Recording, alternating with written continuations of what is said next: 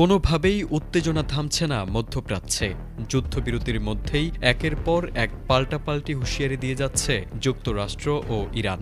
মার্কিন president Donald Trump আলোচনার টেবিলে বসতে চাইলেও কোনোভাবেই পাত্তা দিচ্ছে না তেহরান। ইরানের সর্বোচ্চ নেতা স্পষ্ট ঘোষণা দিয়েছেন, শত্রুপক্ষের সাথে কোনোভাবেই আপোষ নয়, বরং প্রতিটি হামলার জবাব হবে ভয়াবহ।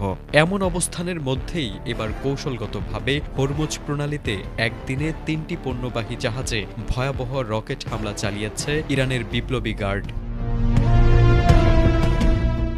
বুধবার রয়টার্সের এক প্রতিবেদনে বলা হয়, প্রথম হামলাটি চালানো হয় ওমানের উত্তর পূর্বে লাইবেরিয়ার পতাকাবাহী একটি কন্টেইনার জাহাজে। আইআরজিসির একটি গানবোট থেকে জাহাজটি লক্ষ্য করে গুলি ও রকেট চালিত গ্রেনেড নিক্ষেপ করা হয়। জাহাজের ক্যাপ্টেনের দাবি, কোনো প্রকার আগাম সতর্কবার্তা ছাড়াই গানবোটটি থেকে হামলা চালানো হয়েছে।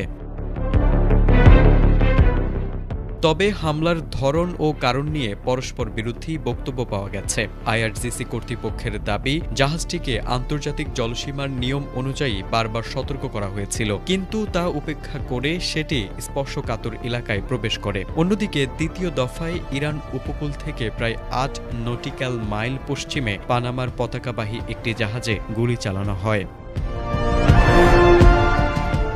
একই দিনে তৃতীয় আরেকটি হামলার শিকার হয়েছে লাইবেরিয়ার পতাকাবাহী একটি কন্টেইনার জাহাজ। সামুদ্রিক নিরাপত্তা সূত্রগুলো জানিয়েছে, হামলার পর জাহাজটি মাঝ সমুদ্রে থেমে যায়, যদিও কোনো হতাহতের খবর পাওয়া যায়নি। তবে এই ধারাবাহিক হামলা বিশ্ব বাণিজ্যের অন্যতম প্রধান রুট হরমুজ প্রণালীতে তীব্র আতঙ্ক ছড়িয়ে দিয়েছে। ওয়াশিংটন ও তেহরানের মধ্যকার এই চলমান সংঘাত এখন বৈশ্বিক জ্বালানি ও পণ্য সরবরাহ ব্যবস্থাকে এক অনিশ্চিত ঝুঁকির মুখে ঠেলে দিয়েছে বলে মনে করছেন বিশ্লেষকরা।